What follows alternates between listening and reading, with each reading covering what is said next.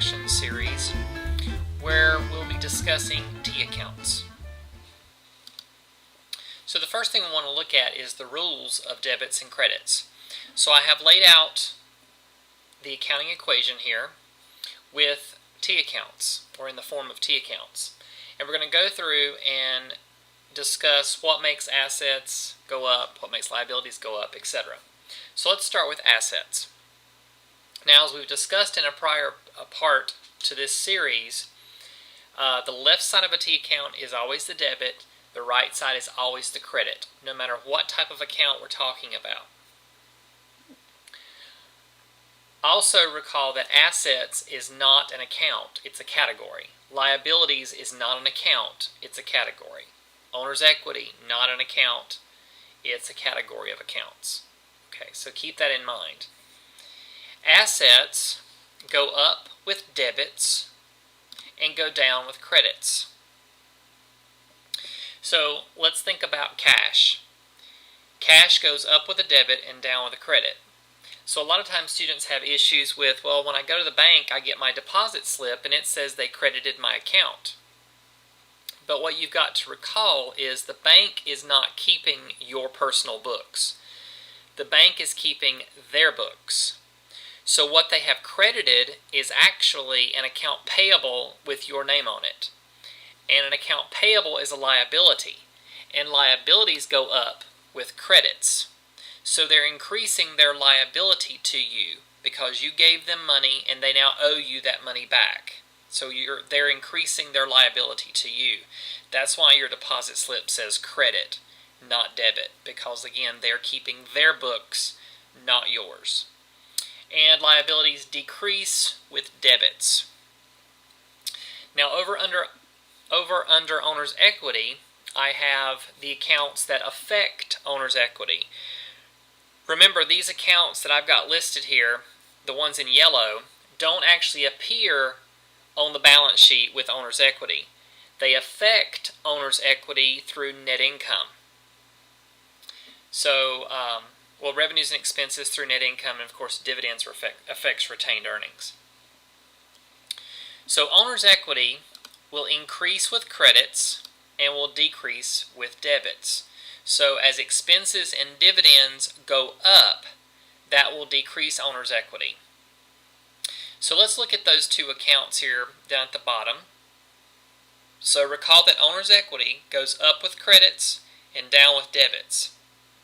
So as expenses increase, that will decrease owner's equity. Therefore, expenses actually increase with debits. Dividends also increase with debits, and expenses and dividends both decrease with credits.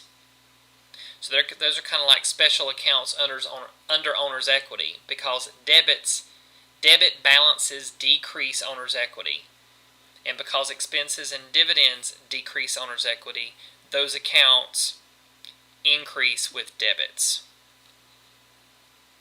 So now let's look at an example of our T accounts.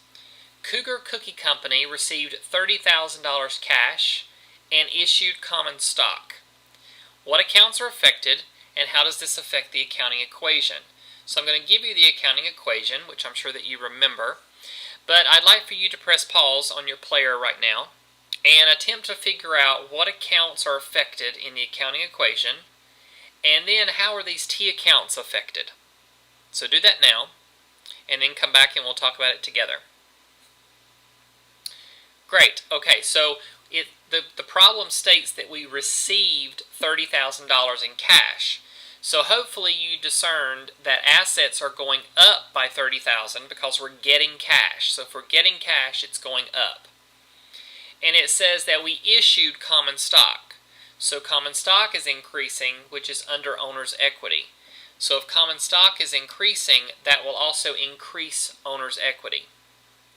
So now we want to see how this affects the T accounts.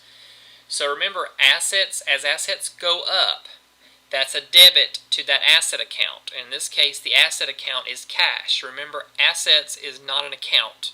We're talking about cash here. So we will debit the cash account for $30,000. Also, we see that common stock is going up. Common stock increases with credits, so we will credit the common stock side, T account. Also, at this point, it's important to remember that your debits must always equal your credits. This is that double entry bookkeeping, double entry accounting. So we look at our debits and we look at our credits. We have $30,000 in total debits and we have $30,000 in total credits. So we do balance. Our debits do equal our credits and we're happy with that. Let's look at another. Cougar Cookie Company paid dividends of $10,000. What accounts are affected and how does this affect the accounting equation? So once again, I'll give you the accounting equation, and I would like for you to press pause on your player and come back when you're through, and we'll talk about it together. Great. So this time it says we paid dividends of $10,000.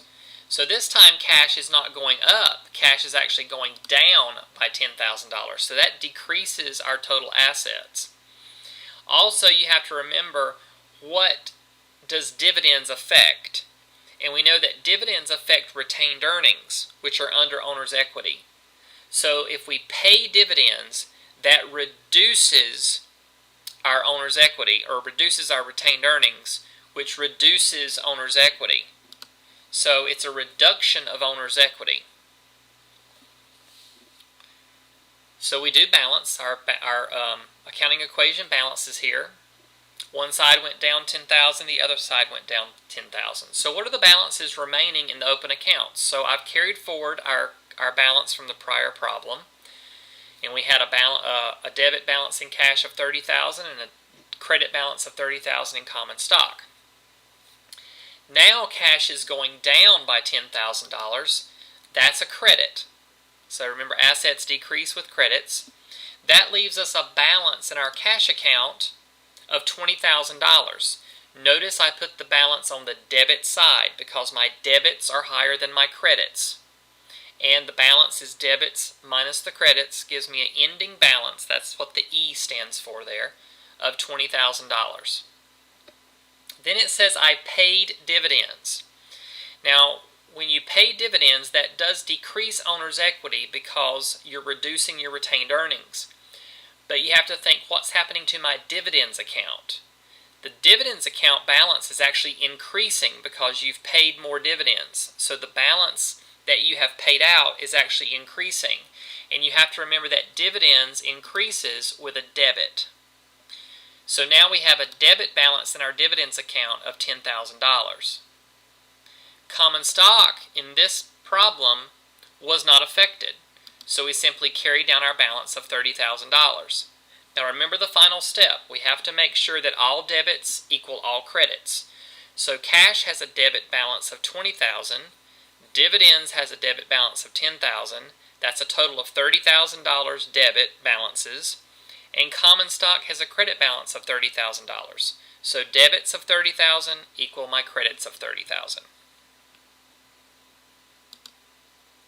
Now let's look at the normal balances of accounts. So the ones I have circled here, remember those are not actual names of accounts, those are categories. So that's why I wanted to circle those so you remember those are not real accounts, those are categories. The normal balance is what makes the account increase. So assets increase with debits, so that's the normal balance. Liabilities increase with credits, so that's its normal balance. Common stock increases with credits, so that's its normal balance. Revenues increases with credits, normal balance is a credit balance. Expenses, debit balance. Retained earnings, a credit balance. Dividends, as we just saw, increases with debits, so it carries a normal debit balance.